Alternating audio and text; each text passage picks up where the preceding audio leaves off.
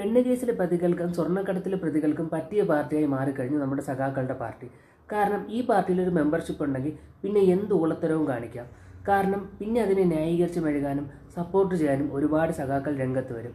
അല്ലാതെ നിങ്ങൾ മറ്റേതെങ്കിലും പാർട്ടിയിലാണെങ്കിൽ നിങ്ങളെപ്പറ്റി ഇല്ലാത്ത നുണകൾ പറഞ്ഞു വരുത്താനും പിന്നെ അധിക്ഷേപിക്കാനും കുറ്റം പറയാനും ഇതേ സഖാക്കൾ തന്നെ രംഗത്ത് വരും. അതുകൊണ്ട് ഊളത്തരങ്ങളും ചെറ്റത്തരങ്ങളും കാണിക്കുന്ന എല്ലാവർക്കും പറ്റിയൊരു പാർട്ടിയായി മാറിക്കഴിഞ്ഞു നമ്മുടെ ഈ സഖാക്കളുടെ പാർട്ടി. പണ്ടൊക്കെ തൊഴിലാളികളുടെ പാർട്ടി എന്നാണ് ഇതിനെ പറയുന്നതെങ്കിൽ ഇപ്പോൾ കള്ളക്കടത്തുകാരുടെയും പെണ്ണുപിടുത്തക്കാരുടെയൊക്കെ പാർട്ടിയായി മാറിക്കഴിഞ്ഞു നമ്മുടെ ഈ പാർട്ടി.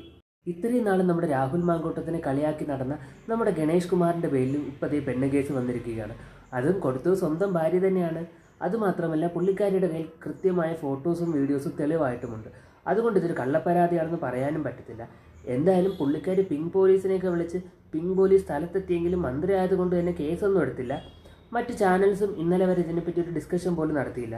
എന്തായാലും നമ്മുടെ മന്ത്രി ഗണേഷ് കുമാറിനെ ഇപ്പോൾ നാട്ടുകാരെടുത്തിട്ട് നല്ല രീതിയിൽ പൊങ്കാലയിടുന്നുണ്ട്. ഇത്രയും നാൾ രാഹുൽ മാങ്കൂട്ടത്തിന് ഒരു ഉളുപ്പുമില്ലാത്ത കുറ്റം പറഞ്ഞുകൊണ്ടിരുന്ന നടന്ന വ്യക്തിയാണ് നമ്മുടെ ഈ ഗണേഷ് കുമാർ മന്ത്രി. എന്നിട്ട് സ്വന്തം കയ്യിലിരിപ്പാണെങ്കിൽ പക്കാ ഫ്രോഡും പെണ്ണുപിടിയും. എന്തായാലും പുള്ളിക്കാരൻ്റെ പെണ്ണുപടി ഇപ്പോഴൊന്നും തുടങ്ങിയതല്ല. കുറേ വർഷങ്ങളായിട്ട് പുള്ളിക്കാരൻ്റെ പേരിൽ ഈ പെണ്ണ് വിഷയം ഇങ്ങനെ കറങ്ങിക്കൊണ്ടിരിക്കുകയാണ്. എന്തായാലും സഖാക്കളുടെ കൂട്ടത്തിലായതുകൊണ്ട് സഖാക്കൾ മാക്സിമം പുള്ളിക്കാരനെ ന്യായീകരിച്ച് മെഴുകും. നമ്മുടെ ഗണേഷ് കുമാർ കോൺഗ്രസിലായിരുന്ന സമയത്ത് ഇതുപോലൊരു പെണ്ണ് കേസ് വന്ന സിറ്റുവേഷനിൽ പിണറായി വിജയൻ ഉൾപ്പെടെ എല്ലാ സഖാക്കന്മാരും അദ്ദേഹത്തിന് പൊങ്കാലിട്ടതാണ്.